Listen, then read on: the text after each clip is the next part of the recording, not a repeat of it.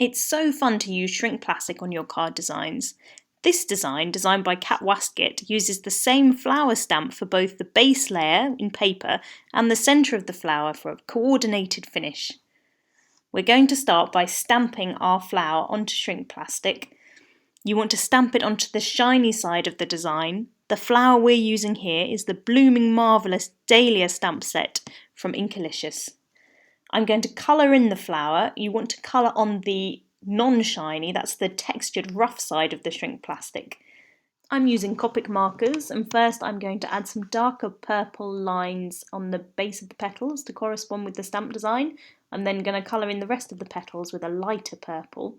If you look here at the finished card, I've coloured in the background paper stamp in the same way, but where I've shrunk the plastic, it's really intensified the colour that you see on the shrink plastic flower. For this design, you need 2 of the larger flower stamps, which we've coloured in with purple Copic markers, and 1 of the smaller flower stamps, which we've coloured in with blue Copics. Once they're coloured, you need to cut out the flowers. Because the shrink plastic is quite delicate, it's good to use a really good sharp pair of scissors for this. I'm using some embroidery scissors because I find the fine points really handy to get into the edge of the plastic. You don't want to bend the plastic or it can break quite easily, so work slowly and carefully. Because I'm right-handed, I find it easier to cut along one side of the flowers all the way around the flower and then turn the flower over and cut. Then you can cut along the same side, meeting up with the lines that you made before. It's just the easiest way to cut out your flower without damaging the shrink plastic at all.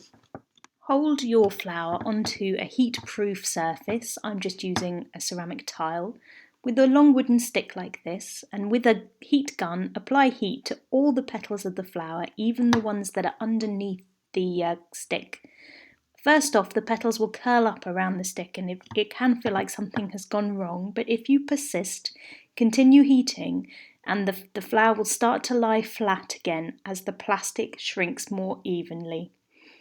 While the plastic is still warm, use a pair of tweezers to mould the flower around a spherical shape. I'm just using the lid of a sun cream bottle, just to give it the nice 3D dimension you want.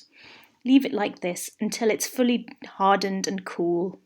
You'll find more great ideas and techniques, as well as card designs, like this design for a more advanced card using the shrink plastic technique, in Papercraft Inspirations magazine.